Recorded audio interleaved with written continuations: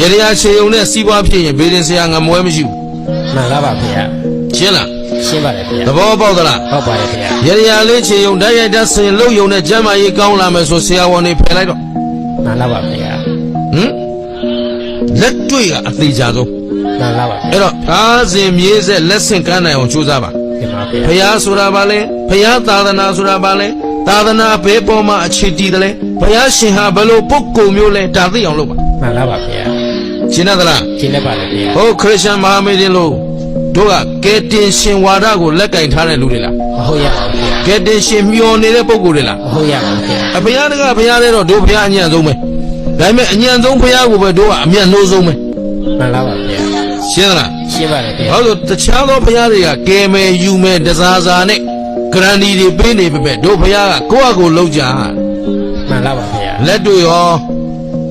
ဘယ်သူလုပ်ပေးတော့ကိုယ့်ဘက်ကိုလုံးရပါဗျာကိုထမင်းစားဖို့ကိုယ့်ဘက်ကိုလုံးရပါဗျာကိုဝုတ်ဖို့ရောကိုယ့်ဘက်ကိုရှာရပါဗျာကိုနေဖို့ရောကိုယ့်ဘက်ကိုရှာရပါဗျာ practical ပဲလက်တွေ့ရမညာဘူးမှန်လားပါဗျာဟင်